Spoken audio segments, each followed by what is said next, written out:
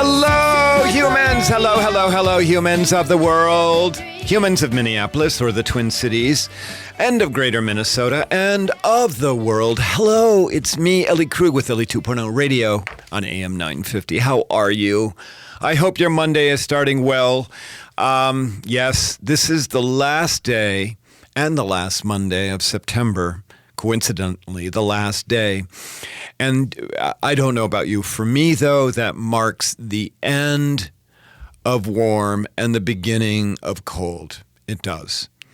And so I'm not happy about it whatsoever. I'm a bicyclist. I will have a few more days in October where I can get out on my bike, hopefully a little more than a few, but we will see.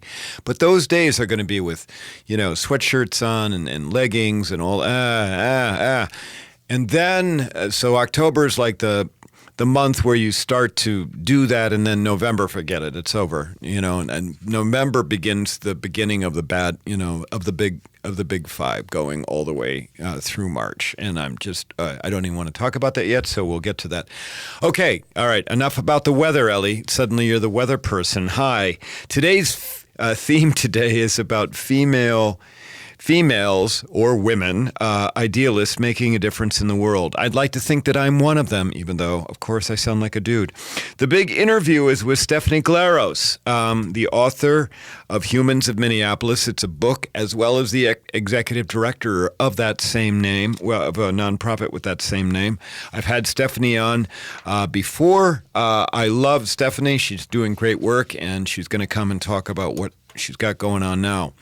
But let's start now with another female, actually a 16-year-old teenage girl, putting quotation marks around the phrase girl, whose name you've seen, perhaps not heard pronounced, but I'm going to assume that many of you are not particularly fully familiar with her. I am speaking of Greta Thunberg, and spelled Thunberg for the last name, who is Swedish. She's a human born in Sweden who has near single-handedly refocused the world on paying attention to climate change. In fact, I'm taping this show on Friday, September 20th, which is a day of global climate strike to force politicians to act out not act out, but to act on climate change. We've got to get them to stop acting out. We've got to get them to start acting, actually. So many of you may remember, by the time you hear the show, September 20th, there'll be maybe a distant memory, but some of you may have had children who said, I'm not going to school today, and I'm going to go march. I'm going to go protest. And these protests are happening across the world right now as I speak, and they're about how the people in charge, that is our leaders, are not doing what they need to do. Our leaders, many of them, including the denier-in-chief in our country, and we won't even get into that, believe that climate change is not real, or at least to the extent they believe that it's happening, they think that it's due to natural forces and nothing related to man-made. Yesterday, so again, I'm taping this, on September 19th, Greta Thunberg testified before Congress, where she said that the world sees the U.S. as one of the largest contributors to global warming. There was a passage that I saw on Rachel Maddow last night where she was playing. There was a Republican congressman trying to get Greta to criticize China as the world's biggest polluter. And, Greta wasn't really having any of it. And she said, well, frankly, the way we look at it in Sweden is we see that the U.S. is one of the largest contributors to global warming. We have, of course, about 10% of the population of the world, if even that, but we produce 25% of the world's greenhouse gases. Who is Greta Thunberg, and how did this young idealist show up on the world stage? Well, it's all happened so very quickly. Less than 2 years, actually. She is the daughter of a Swedish opera singer and an actor. She first heard about climate change when she was 8 years old, and it appalled her. and she couldn't understand why nothing was being done about it. She later urged her parents to reduce their carbon footprint. And I have the sense that she is a very persistent human because eventually Greta's entire family gave up meat. They've gone vegan. And they've also foregone air travel because air travel increases carbon footprint. That was huge consequences for Greta's mother because her mother is an international opera star. And as a result of her giving up airline travel, she can only perform in places where there is rail service connected to Sweden. In the spring of last year, so this is the spring of 2018, Greta's activism stepped beyond that of her family. She has said that she's taken the cue on activism from the Parkland, Florida students and their efforts around gun control, of course, after the horrific shooting at Marjorie Stoneham Douglas School in Parkland. In May of 2018, we're not even a year and a half ago, Greta won a climate change essay contest in Sweden. And then last August, so barely a year ago, and in early September, so for 3 weeks, school had already started in Sweden, and she didn't go to school for 3 weeks, and instead she stood outside the Swedish parliament holding a sign that said, school, quote, school strike for climate change, unquote. She did this alone because none of her classmates were interested in joining her for her protest outside the parliament. And this is the thing about idealists, is that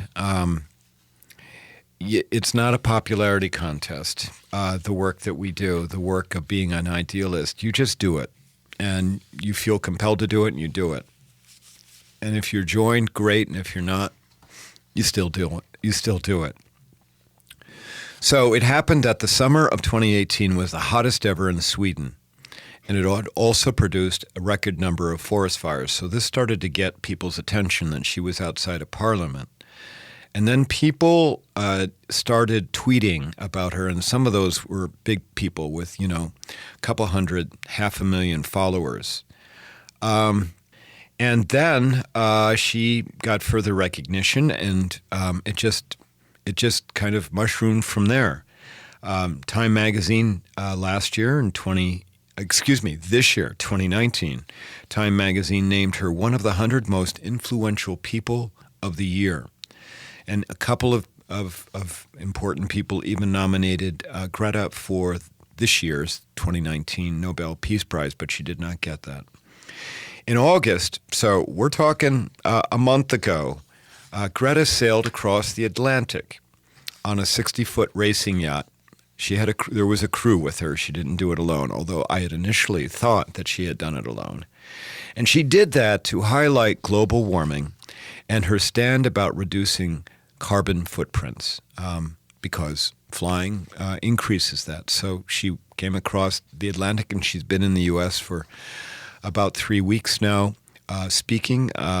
She's spoken at the UN and to Congress.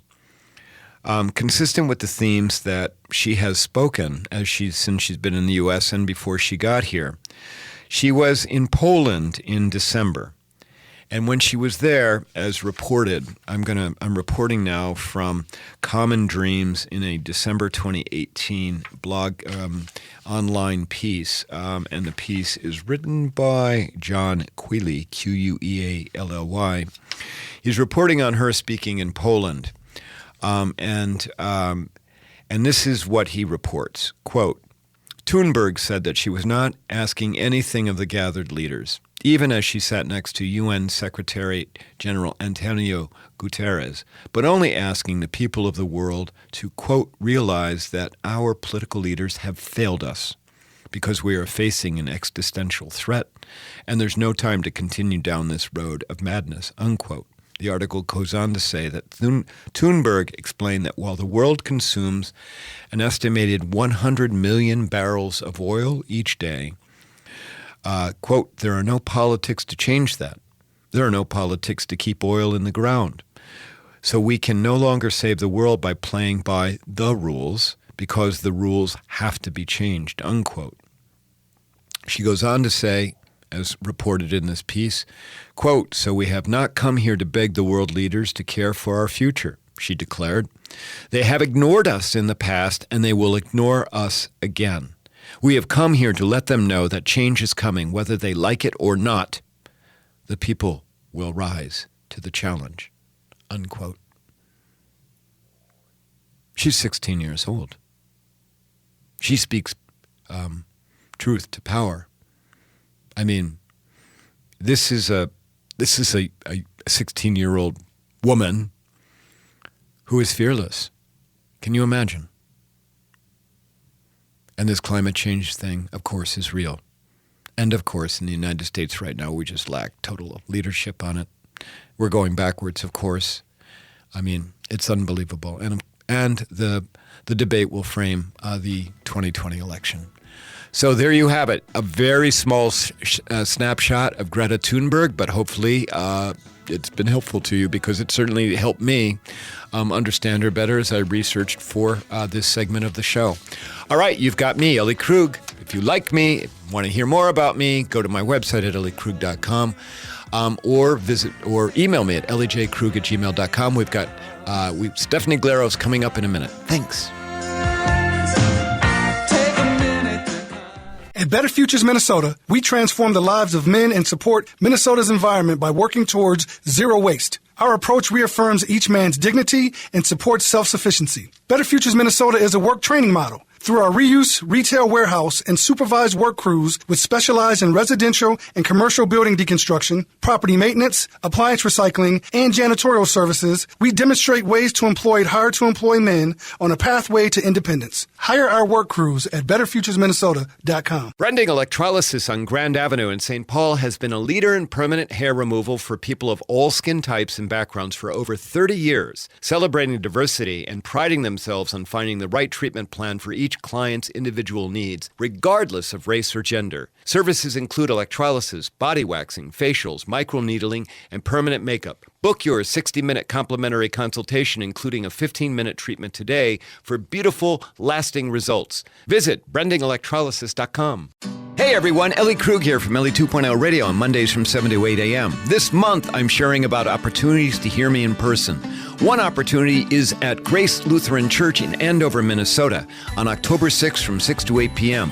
There, I'll be presenting my human inclusivity training, Gray Area Thinking. Go to graceandover.org for details. This is a free event.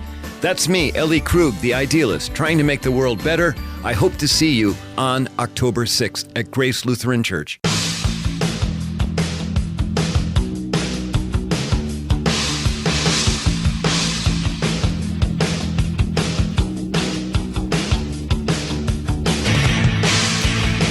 And we're back on AM 950, Ellie 2.0 Radio. If you're watching on Facebook Live, you're seeing me doing my signature seat dancing to the bumper music. Well, Greta Thunberg, I'll tell you, she is somebody all of us will be learning from. I have a really good idea that she is not going anywhere and will become far more pronounced as we go along. And so now we're on to the big interview and talking about somebody who's sticking around and doing incredible work. Our big interview, as I said at the top of the show, is with Stephanie Glaros. Stephanie is here with me in the studio. Stephanie, how are you? I'm doing great. Welcome to Ellie 2.0 Radio. Again, I think I've had you last year sometime on the show. And then I had you even way back in my days of Hidden Edges Radio.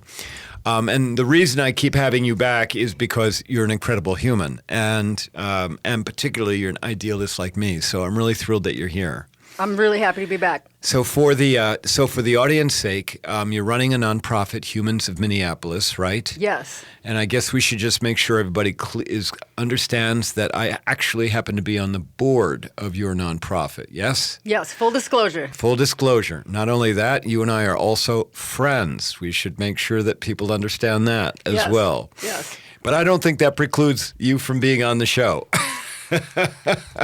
Me neither. All right. So why don't you tell us, well, first of all, you're the author of a book, Humans of Minneapolis. And why don't you give the audience just a little bit of a quick idea about how that book came about and then how it translated into a nonprofit for you? So Humans of Minneapolis is a storytelling project that, for me, grew out of a desire to interact with the people I was running into on my walk to and from work in downtown Minneapolis originally. So I've always been a photographer, so I started using my camera as an excuse to interact with people who were different from me, just to sort of break down those social barriers. Eventually, I discovered Humans of New York, which is a project that's probably the most popular thing on the internet, and I relaunched my project inspired by Humans of New York as Humans of Minneapolis. So I added an interview conversation portion. So I'm taking people's pictures who I'm approaching in public spaces. Total strangers. Parks, sidewalks, things like that. Finding out a little bit about them, having a conversation, and then sharing their stories on social media. So that was the origin of the project. Then in 2016, I released a book, which was just a curated compilation of the best images and best stories from the project. Well, it's quite a book, so don't attach the word just to it, because it's just a phenomenal book about humans attempting to survive the human condition. Well, and I appreciate that. I am from the Midwest, so we like to use the word just a lot. Anyway, so when the book came out, it was kind of a turning point for me in terms of the project. It really forced me to really think about, what does it make sense for me to do next? It was sort of a culmination of, at that point, six years of work, and the question became, well, what do you do now?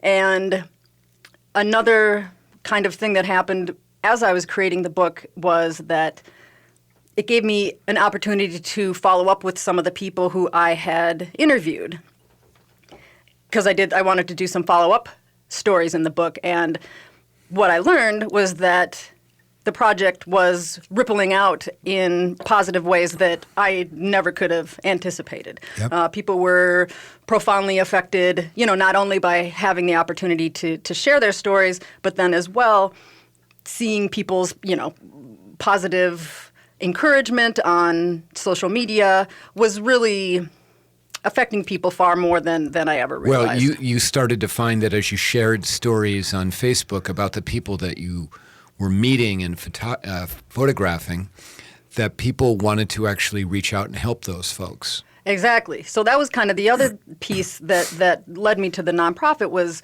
a realization that there was a lot of people who wanted to contribute somehow. They want to help. I would get people who would approach me. They want to help the subject of the story if they expressed a need, or they just wanted to help me with the project. And I really didn't have a way to hook those people in at that point. At that point, it was really just a personal artistic project for me. It was a creative outlet.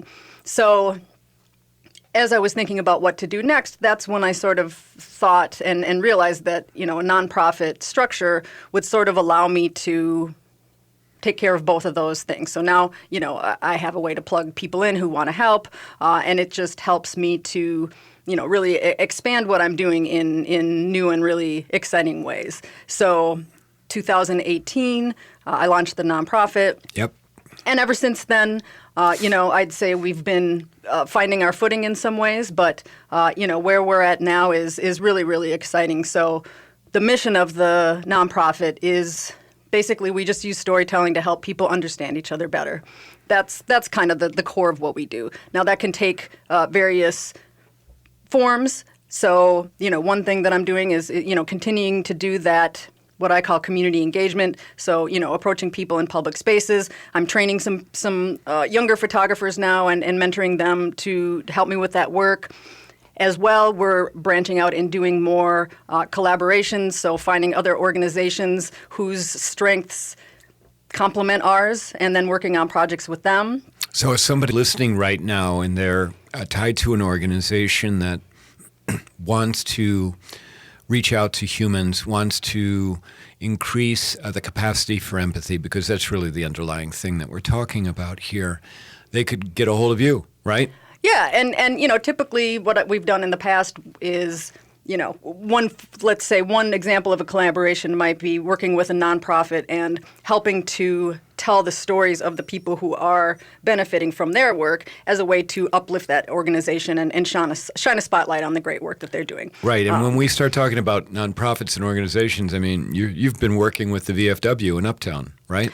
Yes, they've been an excellent partner for me for the past couple of years. And one of the things, so the third thing that we do are events. As an example, we've been working in collaboration with the Hennepin History Museum to create a series of events that are meant to foster understanding between people in the community. So we had Being Black in July, Being Veteran in August. Last night we had Being Somali, and then next month we have Being LGBTQ. So basically I'm curating a panel discussion with people who I've interviewed for the project in the past, who I think, just offer really interesting perspectives. And now we're bringing the conversations that I get to have with people, which are just really mind-opening, and then doing that in a forum where, there's an audience and sort of an opportunity for other people to listen in.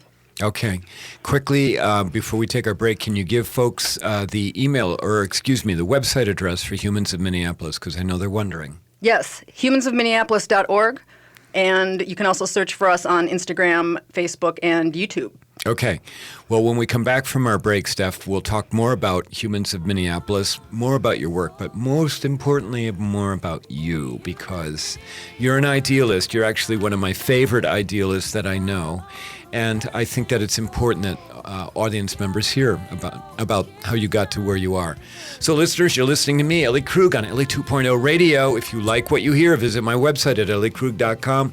Email me at ellieJkrug@gmail.com. I'd love hearing from you. And please follow me on Twitter. The handle is @EllieKrug. We'll be back in a sec. At Better Futures Minnesota, we believe everyone deserves a fair shot. We believe in personal redemption and second chances, and that those who are dedicated to change and hard work should have the opportunity to achieve success and make a positive impact in the community. The men we embrace and serve have made mistakes, but they aren't bad people. We work with men who take responsibility for their past and are committed to doing better, who work to create a better life for themselves, their family, and the community. Learn more at betterfuturesminnesota.com. Hey everyone, Ellie Krug here from Ellie 2.0 Radio on Mondays from 7 to 8 a.m. This month, I'm sharing about opportunities to hear me in person. I'm having an open house on Thursday, October 17th in Minneapolis. Come hear about my work and about my nonprofit, Human Ripple Works, Inc. You need to register. There's no charge, but I need a head count. To register, go to elliekrug.com and see the upcoming engagements page. Scroll down, click on the link for October 17th to register. That's me, Ellie the Idealist, trying to make the world better. Hope to see you. Brending Electrolysis on Grand Avenue in St. Paul has been a leader in permanent hair removal for people of all skin types and backgrounds for over 30 years, celebrating diversity and priding themselves on finding the right treatment plan for each client's individual needs, regardless of race or gender. Services include electrolysis, body waxing, facials, microneedling, and permanent makeup. Book your 60-minute complimentary consultation, including a 15-minute treatment today for beautiful, lasting results. Visit brendingelectrolysis.com.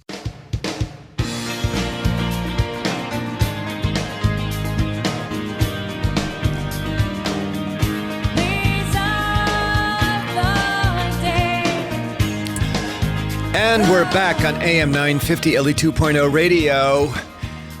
We've been speaking with Stephanie Glaros, the executive director of Humans of Minneapolis, as well as the author of a book by that title, Humans of Minneapolis. And that reminds me, if people want to buy your book, Steph, where can they get the book? And by the way, listeners, I have actually 2 copies of that book, one that's on my coffee table and the other that is in the hands of my mentee, Jasmine, who I've talked about before. And Jasmine loves going through that book with me and reading from it and telling me these stories. So where can people get your book? You can get the book on my website, which is stephanieglaros.com. Okay. And is it available on Amazon or Kindle? Or Not currently. Not currently. Okay, well, it's well worth it because if they get it from you, it can be inscribed, right? That's also true. All right. So Steph, in terms of Humans of Minneapolis, the nonprofit, what do you have coming up about it, and how can people get involved if they want to? Well, I think, where I see us kind of going is a few different things. One is we really plan to continue to do more live events and create opportunities for not only people to share their stories, but for the people who are there to connect with each other. So, it's great. Sharing these stories online is very powerful, but I don't feel like they have quite the same impact as when you actually, make a connection with someone in real life. Yep. For example, at Being Somali last night, it was great. One of the questioners was a counselor from a school in Robbinsdale, and her question was, how do I best engage the parents of some of my Somali students? And as it turned out, one of the panelists runs a nonprofit called UMA Project that empowers Somali youth, and she works with some of the schools. So now, the two of them made a connection, so they're going to work together to, help each other, collaborate with each other to, to fulfill both of their goals. So we plan to do more panel discussions. I'm planning on starting a podcast this winter. Oh, well, that is darn cool. Yeah, that's kind of recent. So I've really convinced myself that that's one of the best ways to reach people, just, podcasting being so popular right now. So right. I actually found a volunteer former student who's going to help me produce those. So that's coming up. And we'll just continue to, share the types of stories that we share, which, part of our mission is to share stories not only that are compelling, but also that are positive and hopeful. We'll continue to work along those lines and share as many stories as possible and connect as many people as we possibly can. Well, now let's talk about you, because I know that you didn't. 20 years ago, when you set out on your career, you did not envision that you'd be running a nonprofit, nor, I am going to assume, did you envision being in a room trying to connect people through empathy. Do I have that right? Absolutely no way. I would have. When I started this project, I couldn't have even began to conceive of where it would take me and how it would change me as a person, frankly. It's something that I've realized is that I haven't just been practicing photography, I've been practicing empathy. So I've really noticed how my own capacity for empathy has grown. And so now one of the other things I do is I do talks and I teach workshops to help other people cultivate empathy, not only for other people, but also for themselves. So not unlike most nonprofit executive directors of small nonprofits, you wear a couple of hats. One is you've got the ED hat on, where you show up as the representative of the nonprofit, but then we have Stephanie Glaros, Stephanie Glaros trying to make a difference on her own outside of the nonprofit. And for this, you do workshops and teaching and coaching and things of that nature. Do I have that right? Yeah, and that's also part of my background. I've been a teacher at the community college level for the past 8 years. So really it's just a natural sort of extension of the teaching that I've been a teacher for a long time. I think once a teacher, always a teacher. So that's just part of what I do. So you're going in and you're doing workshops around empathy building, right? Yep. Okay. Do you want to describe what one of those workshops looks like? Yeah, it's, there's a sort of a presentation component where I talk about the things that I've learned and the ways that I've changed through this work, but then also, researching empathy and realizing that I think there's some misconceptions about empathy. It's not something that we're just born with and we only have a certain amount and that's it and the story's over. It's actually something that research has shown you can cultivate and you can grow and you can expand. Just like any other muscle in your body, you can increase your capacity for empathy. And so I give people tools and ways that they can do that. And then, kind of the second part, and it would be more like the workshop part, is helping people have more empathy for themselves, which turns out can be the more difficult of the two. Being kind to yourself and remembering to not let yourself be your own worst critic and all of the things that we all, as part of the human condition, we all do, trying to use actually mindfulness to kind of counteract that voice in your head is sort of the other piece. Well, you're very astute, and you've got some really great emotional intelligence. So I know that your workshops are very effective, that people love them. And if somebody wants to find out about your workshop with you as Stephanie Glaros without the executive director hat on, how do they do that? You would also just go to my personal website, which is stephanieglaros.com. Okay. All right. So we've got about 6 minutes left. Let's talk about you, idealist. Okay? And I know I've had you on before, and you had talked a little bit about how your dad had impacted you in some ways. I mean, how did you get here, and then how are you staying here? Because you and I share something. We're both armies of one. And while on the one hand that provides great freedom, on the other hand, it can be very fatiguing. So I'd love to hear from you about that.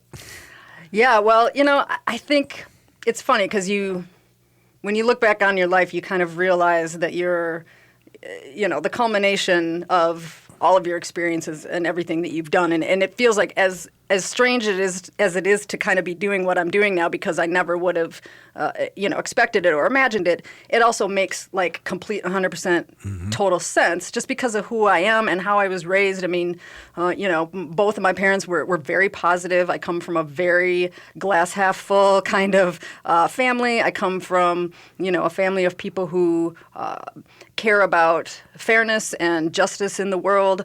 I was raised to, respect people, and I've always been someone who's curious about people, and I've always been the type of person who's sort of friends with lots of different people. Like even in high school, I was just someone who I kind of got along with all types of different people, and I've always recognized and been interested in people who are different than me and wanting to learn about different perspectives and wanting to... So you're curious. Always been very curious, and I'm also very interested in psychology, so it kind of...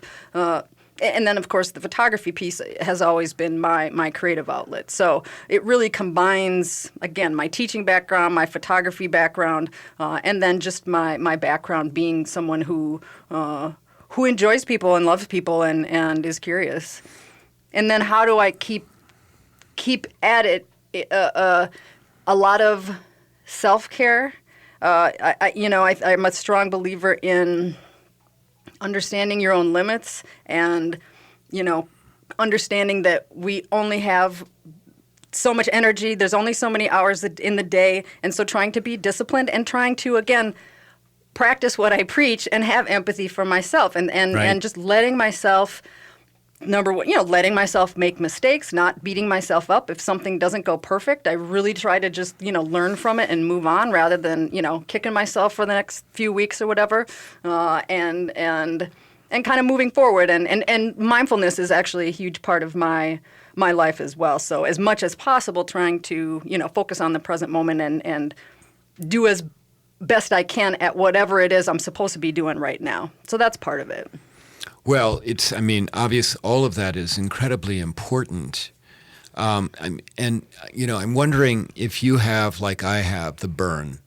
And by that, the burn, for me, it's every day, this idea that I've got to make a difference, that I've got to work to make the world a better place. Yes, I can give myself a day off, but those aren't very often. What's that? And even when I have the day off, I'm still thinking about using my imagination. How can I make the world better? How can I help people connect? You and I are in the same business. We're doing the same things. We actually have talked about doing one big event between the two of us with our work, which I still think would be a heck of a great idea. And so do you have the burn like I do? Absolutely. It's something... When you're fortunate enough to be in a position to do what you love to do every day, it really drives you. And it's the first thing I think of when I wake up in the morning and I just I jump on my computer. I mean, there's always too much to do. Like you said, when you're a one-person show, there's never going to be enough hours in the day. And the to-do list, all it does is grow. It never seems to go down. But I'm so driven by, again, just this idea of, I'm in a position, I have a platform, and I'm in a position where I can really make a real difference in people's lives and in our community. And really my ultimate goal with all of my work is to make the world, but more specifically our local community here, more inclusive. Yep. And just to help people just understand each other better, because I feel like there's so much that we allow to get in the way of just that basic human connection that is possible with anybody. Well, the biggest thing we get allowed to get in the way is fear. Absolutely. And fear is a huge motivator. I think it's what motivates most of our actions, frankly. But I feel like some of that fear, is self-created, and we create it. It's not a real threat. It's just a perceived threat. And if you're motivated, and if you want to, you can push through it. I know you can, because I had to push through my fear of approaching strangers on the street. I was so afraid to do it. I had to absolutely force myself to do it. So I know that those fears can be pushed through. And if I can do it, anybody can do it, really. Well, and I mean, we could continue to talk here, but we're going to run out of time. And so, Steph, I just want to tell you that I admire you greatly, because you fell into something, all right, and then you didn't ignore it. And then you realized, hold on a second, this is about the human heart. That's, in the end, that's really what it's about. And I say that 98% of us are good people. We have all good empathetic hearts, 2% total sociopath. But I just wish you the best as you go forward with Humans of Minneapolis. And I will have you back on the show again, because you're one of my favorite guests in the world because of all that you're doing.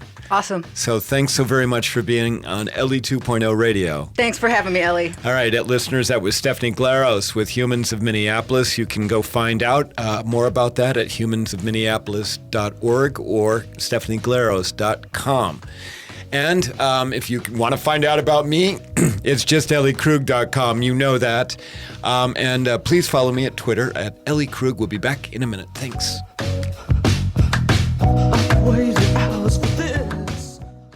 Hey everyone, Ellie Krug here from Ellie 2.0 Radio on Mondays from 7 to 8 a.m. This month, I'm sharing about opportunities to hear me in person. I'm having an open house on Thursday, October 17th in Minneapolis. Come hear about my work and about my nonprofit, Human Ripple Works, Inc. You need to register. There's no charge, but I need a head count. To register, go to elliekrug.com and see the upcoming engagements page. Scroll down, click on the link for October 17th to register. That's me, Ellie the Idealist, trying to make the world better. Hope to see you. Brending Electrolysis on Grand Avenue in St. Paul has been a leader in permanent hair removal for people of all skin types and backgrounds for over 30 years, celebrating diversity and priding themselves on finding the right treatment plan for each client's individual needs, regardless of race or gender. Services include electrolysis, body waxing, facials, microneedling, and permanent makeup. Book your 60-minute complimentary consultation, including a 15-minute treatment today for beautiful, lasting results. Visit brendingelectrolysis.com. Better Futures Minnesota is a social enterprise which helps men achieve self-sufficiency and a better future for themselves and their communities. We need your help. By donating time or funds to our cause, you can support us and promote a healthier environment. By hiring our deconstruction crews for your next residential or commercial project and shopping or donating building materials or appliances to our reuse retail warehouse, you are supporting Better Futures Minnesota and your community. Please visit betterfuturesminnesota.com to learn more.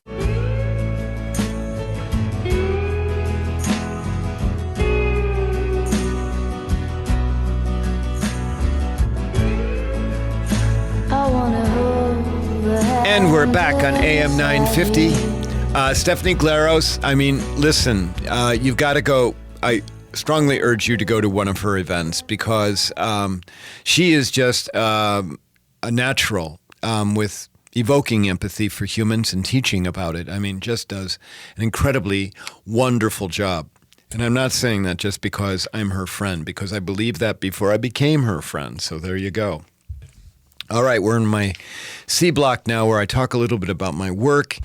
And if I don't plug these beforehand and if I save them to the end, I won't remember it. So those of you who've been hearing who tune into the station regularly and maybe tune into Ellie Krug, Ellie 2.0 Radio, you know I've got a couple of events coming up, and I'd just like to make sure that you're aware of them. So on Sunday, October 6th in the evening, and I think it's 6 to 8, or I think it's that time, but it's in the evening, I will be at Grace Lutheran Church in Andover, Minnesota, doing gray area thinking. It would be an excellent opportunity for you to come if you've ever wanted to have my gray area thinking training, which is training about how to be welcoming to people who are other or different. Stephanie's work and mine it's very similar work. We just have different approaches. So that's on October 6th, Sunday, October 6th. And then on Thursday, October 17th is my big open house in downtown Minneapolis, where I'm inviting listeners and anyone else interested in my work to come, hear about some of the successes I've had, maybe a little bit about my challenges. And then I have a nonprofit, Human Ripple Works. I'd like to talk a little bit about that. Love to have you. If you want to come to that, you need to register for a free ticket. It doesn't cost anything. It's on Eventbrite. Go to the elliekrug.com and then scroll on the menu bar to upcoming events and upcoming engagements, and then you'll see a link for October 17th that you can click on and get your ticket. All right, so I am just back from New England. I spent 3 days speaking in New England, where I did 7 talks in 3 days. 2 interviews, one for a newspaper, one for a college newspaper. I spent 2 of those 3 days at Bay Path University in Longmeadow, Massachusetts. It is a wonderful college. It is primarily, the undergrad is women only. They have a graduate school, which is co-ed. I had many meetings during that day with Bay Path students and faculty talking about they have an incredible diversity and inclusion initiative going on. I was also at Bushnell Performing Arts, where I gave a talk and had a meeting with people. It was 2 of those days, Tuesday and Wednesday of this week, were 8 or 8:30 in the morning till 9 at night. I mean, it was a lot of work. My feet were swollen by the time both those days ended, and I did think my voice would give out, but thankfully it never did. However, you know what? I never got tired. No. Just as I had talked a little bit ago with Stephanie, when you are passionate about the work that you do, when it is tied up in who you are, you know something? You really don't get tired. You just keep going. Now, you might get a little fatigued, but your spirit is strong, and that's the case for me. Next week, I'm going to be in Steamboat Springs, Colorado. I'm going to help them, the city, the town. The Methodist Church is bringing me in. That's a little bit of a rub for the greater Methodist Church. As you may know, that the Methodists are having a very difficult time around LGBTQ inclusivity. But the Steamboat Springs Methodist Church, they're very broad-minded, and they're helping to sponsor me, as well as some other organizations, to come to Steamboat Springs, because the church and other organizations are launching a year-long initiative around diversity and inclusion. I am going to be the first round of that initiative. I'm going to give multiple talks, which includes me speaking to 800 high school students about what it means to be other in our society. But right now, I want to relay very quickly an experience I had in Massachusetts just a couple of days ago. You know, I have this training, Gray Area Thinking, about human inclusivity. It's a tool set on how to be welcoming. Part of that has an audience participation component where I put signs on the walls. Many of you remember and heard me talk about this. Those signs represent different identities like age, race, gender, LGBTQ status, socioeconomic class. I have a sign for alone, one for afraid. And then I get people up, and then I give them prompts, and because this is about how we group and label not only other people, but we group and label ourselves. So this module, this exercise, the identity game is what it's called, is really about how we other ourselves in a variety of ways. And when we do that, it's so much easier to other people. And so I have one of the prompts is the identity that my parents or parental figures stressed for me as I was growing up was. And very often when we do that, I have people who stand under education, of course, or stand under religion or under family. Well, when I was out at Bay Path, we had somebody who stood under the word compassion in response to the prompt, the identity my parents or parental figures stressed for me. And when I have time, and I did in Bay Path, I ask people if they want to share why they're under a sign. I don't compel them to do that, and I don't call them. But the woman, who I would guess maybe in her 40s, was standing, only person under that sign, under compassion, in response to the prompt, the identity of my parents or parental figure stressed for me as growing up. She raised her hand. She said, I want to tell you a quick story. She told this story about when she was a little girl, I think less than 10 years old. Her father had gone to the supermarket there where they lived, and he was behind a woman who was buying 4 items, a can of vegetables, some milk, some other things. But the 4th item was a package of caramel corn. The popcorn that's got caramel on it. Okay, and the woman was getting her items checked out, and as it turned out, she didn't have enough money for all 4 items. So then she put the caramel corn away. She said, well, I can't have this. So, and maybe that caramel corn was not for her, but it was for her kids at home. But maybe it was for her, or maybe it was for someone else. The man, the father of this woman, didn't do anything when he saw that happen. He just, let it transpire, and that's the way it was for him. But as soon as he got out of the store, he started kicking himself. And he regretted that he just hadn't said, oh, don't worry, I'll buy the caramel corn for this person, this human. And as soon as he got home, he told his daughter the story about that, about having passed up the opportunity to be good to this woman, to buy her caramel corn. And as it turned out, this man talked about that one incident repeatedly for the rest of his life, sharing it with his daughter and with others. Carrying it, of course, it sounded like he suffered a great deal emotionally because he didn't act on his empathetic heart. And what this story shows, and why I'm telling you this, it's about the power of paying attention, the power of being brave, of getting out of our comfort zone, and the power of understanding that sometimes we will suffer about things if we cannot help other humans. Okay, well, that's it. The show's in the bag, as they say. Hopefully you've enjoyed it. I need to thank my sponsors, Brending Electrolysis. Tell Bev I send you because she does incredibly great work. And then our other sponsor, Better Futures Minnesota, which helps give humans a second chance.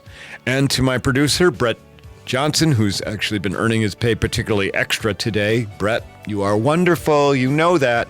And my listeners, thank you for tuning in.